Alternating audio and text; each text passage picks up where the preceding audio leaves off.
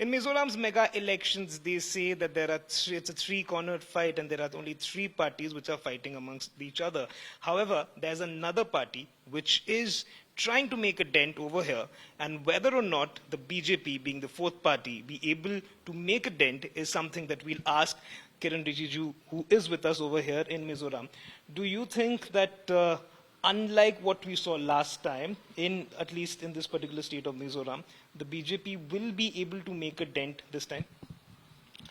I think BJP has made it very clear that we will ensure the protection, preservation and promotion of the local customary practices, customs, and also support in whatever way the local people desire. So people of Mizoram are understanding that BJP is the ultimate party for the future. But up till now, the Congress party and some of their well-designed propaganda machine had spread the propaganda saying that BJP is an anti-Christian party. That is why the people of Mizoram, who are by and large, majority of them are Christians, they had hesitation in supporting the BJP party. But that is coming to an end. And this time we are going to get good numbers of seats. As I have personally campaigned in most of the seats, what I have seen, people are supporting BJP in large numbers. And ultimately people have understood that Narendra Modi ji and BJP party would be the only future party. So I can say that BJP is going to do very good in this coming election, although the misinformation and false propaganda still continues, because they have nothing else to speak against BJP's good governance. So a religious angle has been, from time to time given here. We could not fight in all the seats because we realized that we have not been able to do much of groundwork in some of the areas in the heartland of Mizoram. But we are confident that we would be gaining lots of grounds and we would be able to win good numbers of seats. So BJP, as per you, will be the kingmaker, if not the king? No, it's not about the king or kingmaker. It's about making our presence very strongly here in Mizoram. Ultimately, every political party's objective is to form the government. But as I have honestly admitted, that due to Congress propaganda, it is taking some time.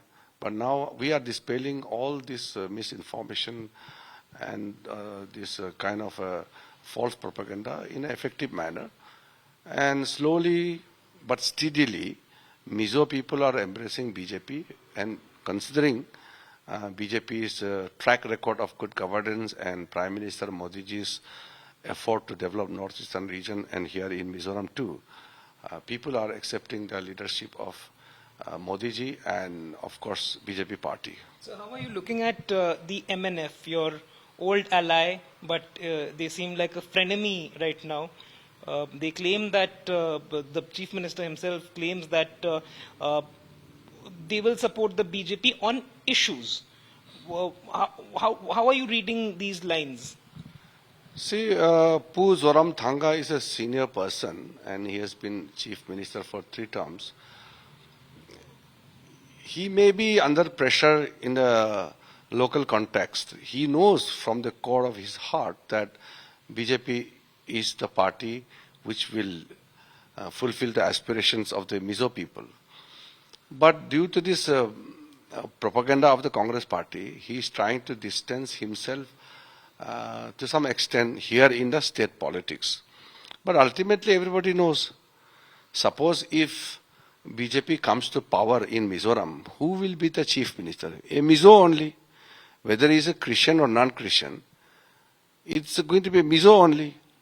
If you elect an MLA from Aizawl town, who will be the MLA? It's going to be a Mizo only. So it is the Mizos who will have to decide their own future.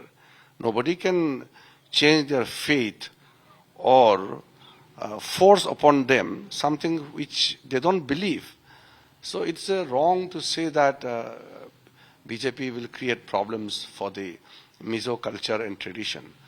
That day I have heard a statement of a Congress party saying that BJP will remove Article 371. This kind of bizarre claim made by Congress party is the most unfortunate. Now we are in the government for 4 terms. Vajpayee ji was there effectively for 2 terms, and Modi ji with absolute majority running the government for 2nd term. Has there been any threat to Northeastern protection and other provisions in the Constitution? No. In fact, we have strengthened our efforts to preserve and to protect the tribal culture. And in fact, Modi ji is the biggest brand ambassador for the Northeastern people, for our culture, for our tradition, for our beautiful environment. From every point of view, Prime Minister is the biggest ambassador of the Northeastern people, and Prime Minister is transforming the entire Northeastern region. So coming here and claiming all nonsense things are useless. And Rahul Gandhi came and he made some drama in Aizawl. Now I asked him, he said that the national resources must be distributed as per the population criteria or proportionate to the population. Then the tribal people, hill people living in Mizoram or any part of tribal areas like Ladakh or Sikkim, Arunachal, Nagaland, Manipur, Meghalaya, Mizoram, wherever you see, the hills are normally sparsely populated. It cannot be heavily populated. So it is a need base which one must take into account while deciding any developmental projects. So Rahul Gandhi, when he goes to Bihar, he says something, but he comes to Mizoram and he talks about all unsensible things. So that is why people have understood. I think Congress will do very badly. The 2 regional Mizo parties are fighting strongly, but ultimately BJP is the future. The Congress and the MNF, both of them, when we were speaking to them, they were somewhere on the same lines that what happened in Manipur, that will have an impact in the way the voting happens over here. And that will negatively impact BJP. If it has an impact on BJP negatively, it's unfortunate because in the context of Manipur, one must understand that it is a tragic clash between Meiteis and Kukis, which we are trying to bring them into negotiation table and bring peace and normalcy back again. Now, during last 9.5 years, Northeastern region has seen peace and prosperity. Because of one incident in Manipur, it has dented the security efforts, but it is not a fight against central government. It is not a militant uprising or a struggle against central government. It is a clash between Meiteis and Kukis. Unfortunately, many lives are lost. So we are committed to bring normalcy back to the state of Manipur. But for that, I must tell everyone, whoever wants to see peace in Manipur again, should appeal both Kukis and Meiteis to drop their arms, abjure the violence, and come to the discussion table and solve all the standing misunderstanding amicably. That is the only way out. If somebody says that who is to be blamed and try to play politics, then it is unfortunate. So anybody who tries to blame on anybody about Manipur issue, they are putting fuel in the fire.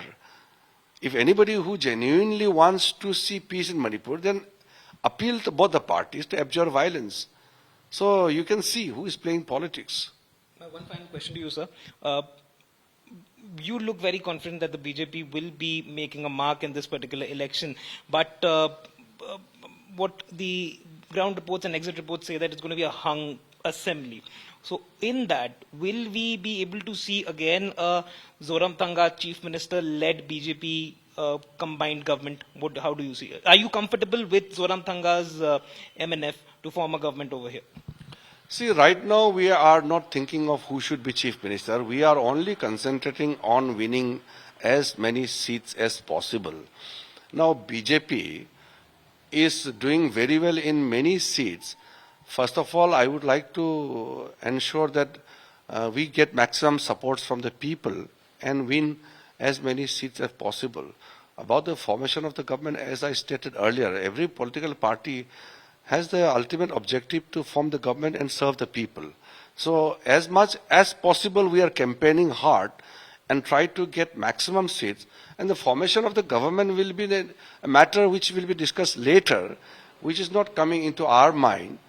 And I would like to make it very clear that nobody is enemy with anyone in politics. We are all political rivals or opponents. We are not enemies. Nobody is untouchable.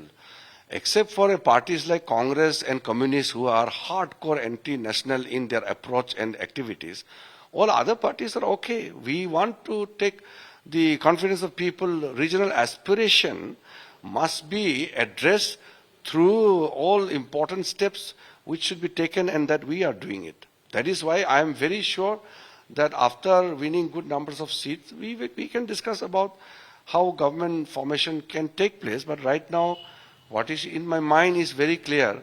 We should concentrate on winning the seats.